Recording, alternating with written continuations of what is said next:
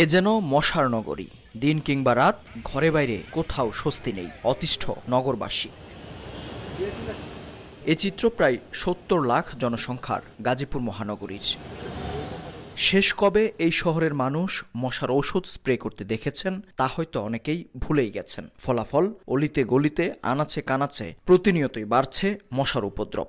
পরিস্থিতি এমন যে দিনের বেলায়ও থাকতে হচ্ছে আবদ্ধ ঘরে। গাড়িতে করে বা মোটরসাইকেলে করে ওরা মেন রুটগুলোতে মধ্যে মাঝে মধ্যে বলা যেটা শোডাউনের মতো সেখানে দিয়ে আবার ছবি উঠে ওরা রেখে দেয়। মশার কোনো ওষুধ ছিটাতে দেখি না এবং বর্তমানে মশার পরিস্থিতি ভয়াবহ আকার ধারণ করতেছে। আমরা যে কারো কাছে দুঃখ দুর্দশার কথা বলবো, কাউন্সিলের কাছে যাবো, সেই সমস্যাটা সেখানেও আমাদের কোনো পথ নেই, আমরা কাউকে পাচ্ছি না। মশা নিয়ে গাজীপুরবাসীর এমন অভিযোগের শেষ নেই। রাজনীতির নানা বাঁকে ঘটে নানা ঘটনা, কর্তৃপক্ষ বদলায় কিন্তু এই পরিস্থিতির হয় না উন্নতি।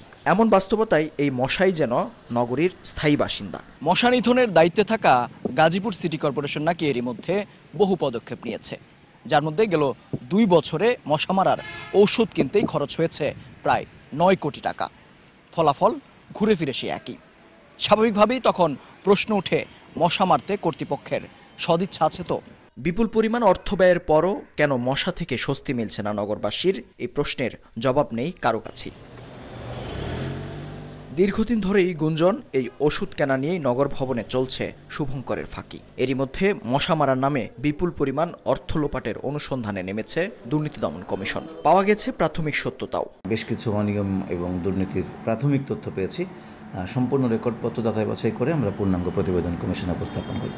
আশা ছিল নতুন বাংলাদেশে হয়তো টনক নড়বে কর্তৃপক্ষের, তবে সেই আশায়ও ঘুরে বালি। সব জেনে শুনেও যেন নির্বিকার নগর প্রধান। নিজেরা ব্যবস্থা না নিলেও আশ্বস্ত করেছেন দুদকের তদন্তে সহায়তা করবেন। দুদক যে না, এটা আমি ইনফরমেশন আমার কাছে ডিটেইল নাই, আমি বলতে পারবো না। যদি দুদক পায় আর কি, পাইলে করুক, আমাদের তো আপত্তি, আমি তো চাই করুক। হ্যাঁ, আমি চাই করুক, আমি যত সহযোগিতা লাগে আমি হেল্প করব। দুর্নীতিবাজ কিছু কর্মকর্তার জন্য গুরুত্বপূর্ণ এই সেবা থেকে বঞ্চিত হচ্ছেন নগরবাসী।